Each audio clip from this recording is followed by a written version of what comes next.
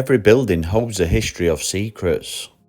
But if you grew up in Sheffield, there's one place that stands completely on its own, the Parkhill Flats. Today, I want to take you on a journey through the childhood memories of my dad, Peter.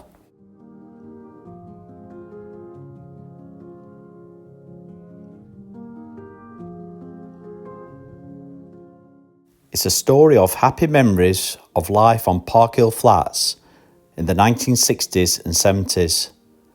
Exciting times and a completely vanished way of life.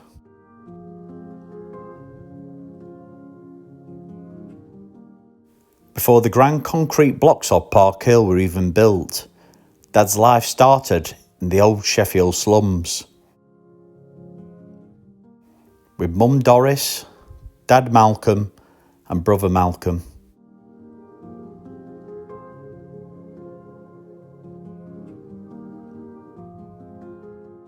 Historically, Grove Street sat in the lower part of Pitsmoor, where the family lived, in what people called the Woodside area. It ran horizontally between Marshall Street and Fowler Street, just off Pitsmoor Road and very close to Christ Church.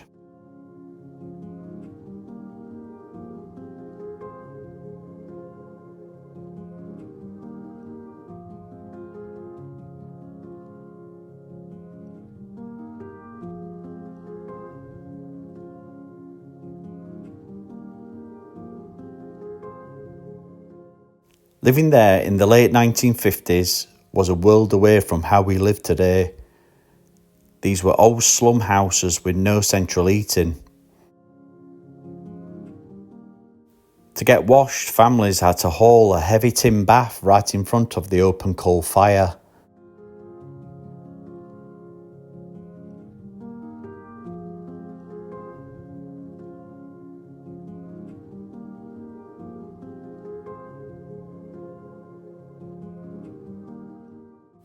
Going to the toilet meant braving winter in freezing weather outside in the yard, and Dad still remembers their outside toilet was on the left-hand side.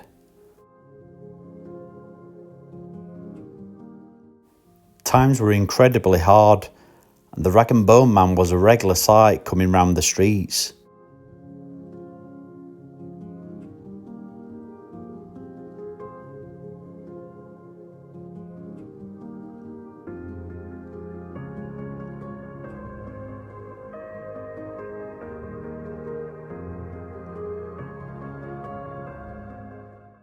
In fact, the family was so poor back then, his father Malcolm said he was that hungry he would sometimes pick up a discarded orange peel right off the floor and eat it. Money was so tight that on rare days, Dad actually got a penny to go to the corner shop for a sweet toffee apple. It felt like the greatest treat in the world. Just like Marshall Street and Fowler Street, Grove Street in Pitsmoor is completely gone, demolished between May and November 1960.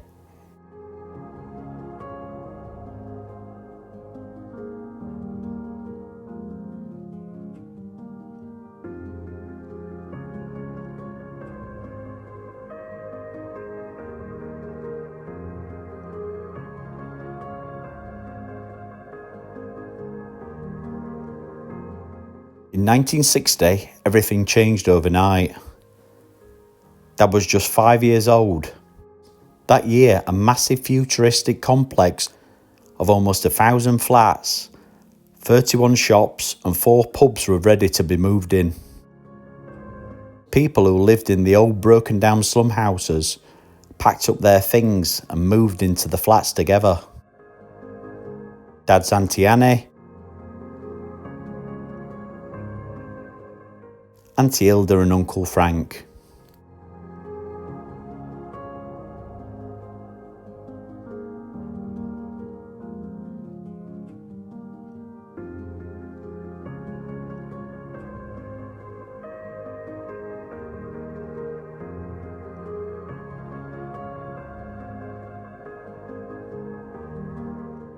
The options were Gilbert Row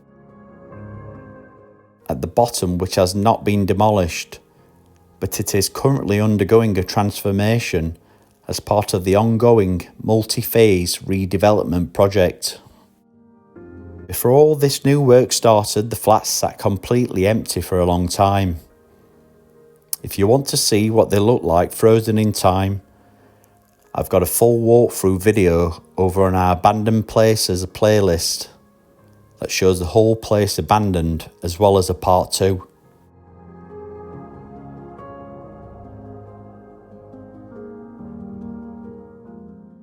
Den Haag,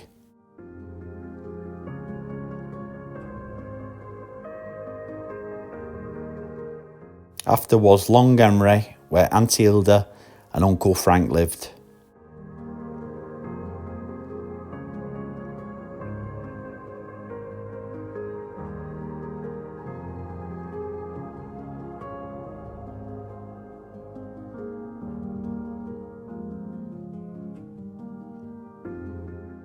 The very top was Norwich Row, where Auntie Annie moved in.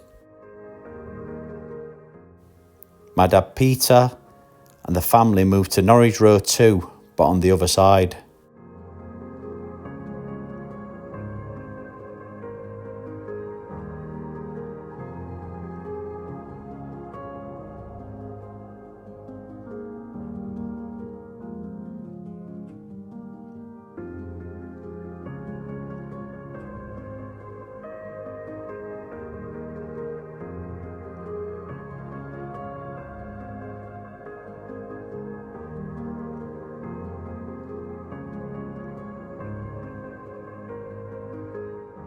It was a completely new, exciting way of life for all that moved there.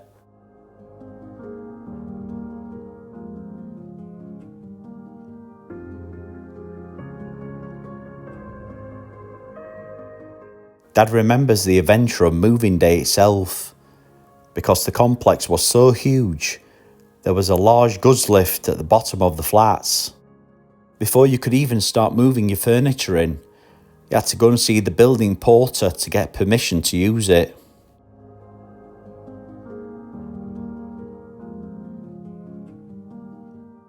For a 5-year-old lad coming from Grove Street, stepping inside the new home was sheer luxury.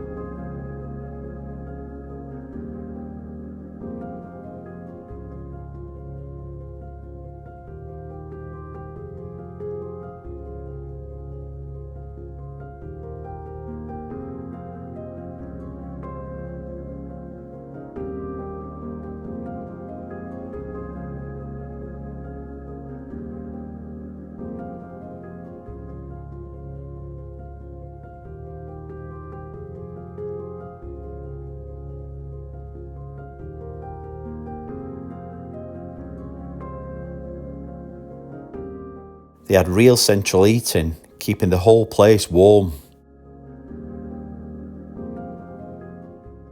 They actually had a proper bath inside the property, with hot running water. And to a young boy, the Garchey system built into the kitchen was exciting to see, and also a little scary.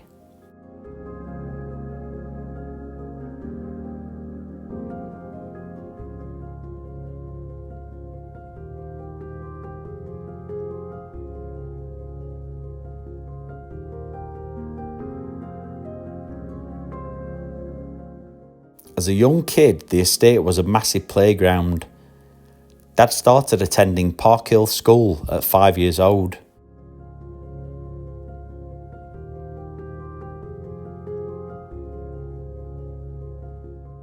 At the side of the school, they had built an incredible play area, complete with a giant sandpit, climbing frames, and concrete tunnels for the kids to explore.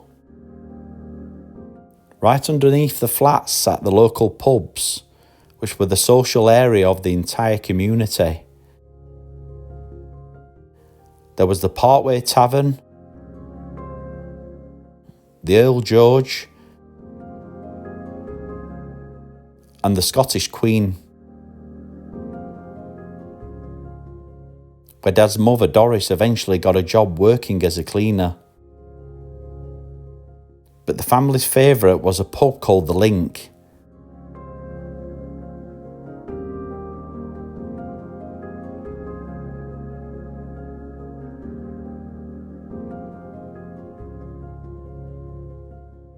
It was the heart of the estate where all the neighbours met up, shared the daily gossip over a drink.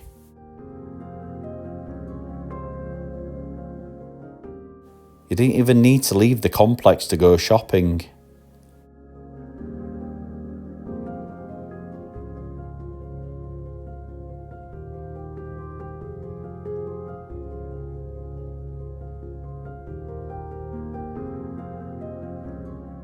All the shops were lined up on a wide concrete walkway called the pavement.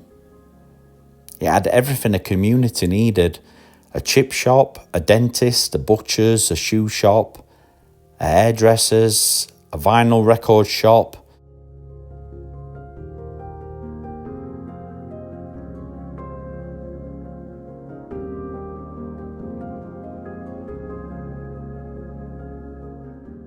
And a paper shop run by a man named Herbert.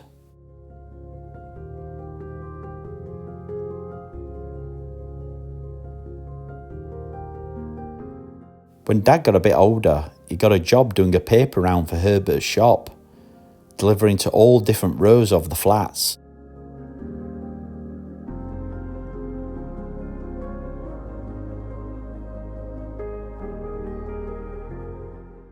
He only had one bicycle, a blue bike that lasted him for years. But on Sundays the job had to be done entirely on foot because the papers were so massive and heavy.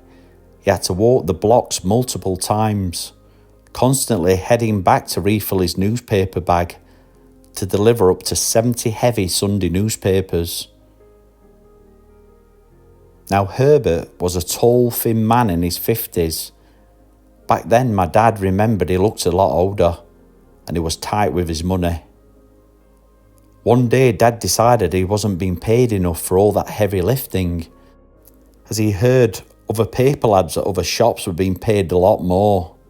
So he actually went on strike. He demanded an extra sixpence or a tanner, as they called it. He stood his ground against the tight shopkeeper until he got his fair wage.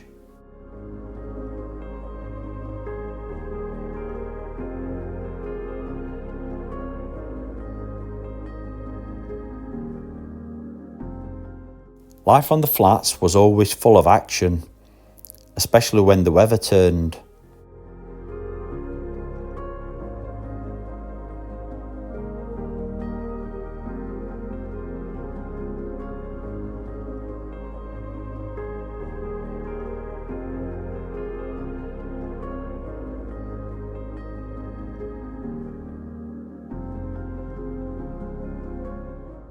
When it snowed, the steep hills around the complex became the perfect place for sledging. Dad and the neighbourhood lads would form a massive group of 10 boys, splitting up 5 and 5 to play giant games of tag, while the local milk float rattled along the decks making its deliveries.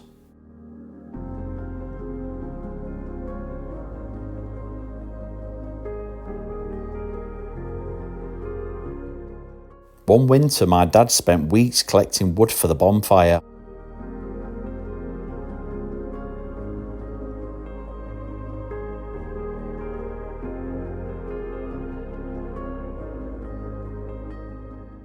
Collecting a penny for the guy.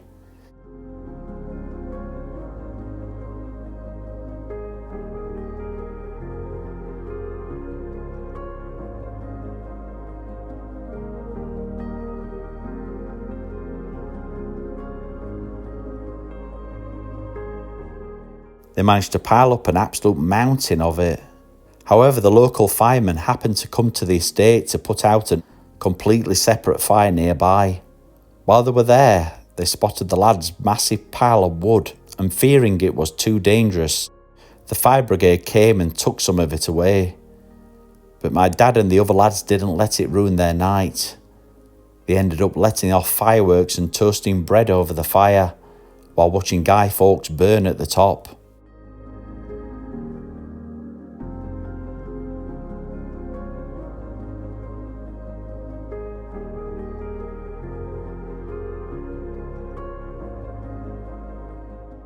When he was 5 years old, he got 2 goldfish named Bill and Ben, and they lived in a tank on that balcony.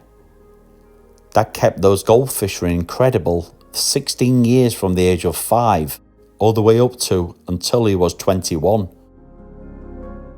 In the brutal Sheffield winters, a thick layer of solid ice would freeze right over the top of the fish tank. But Bill and Ben were tough.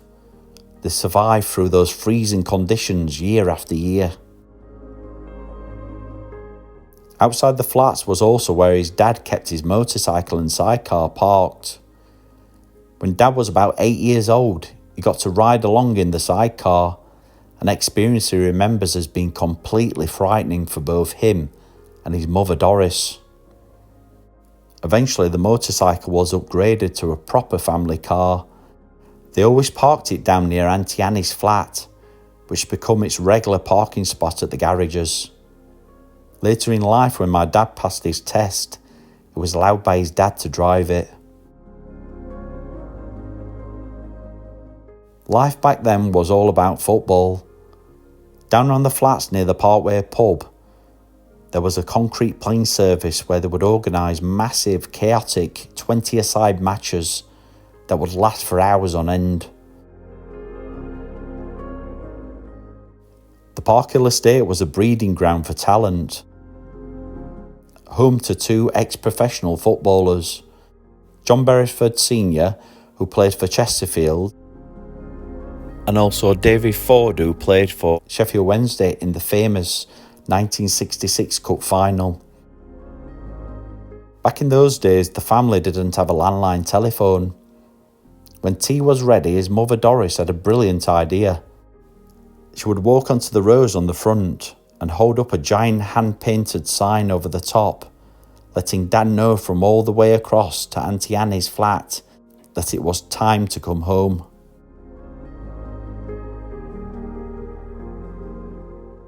Because the flats were so ahead of the times, they attract a lot of media attention. A famous TV reporter by the name of Cliff Michelmore once came to the flats to film a documentary and wanted to interview Peter's dad, Malcolm. But Malcolm was a proud, stubborn man. He demanded to be paid for his time for the interview, and rightly so. When Cliff Michelmore refused, his dad Malcolm refused the interview entirely and walked away. The TV cameras might have missed out on his dad's words that day, but the exciting memories of a young lad named Peter will live on forever in our family.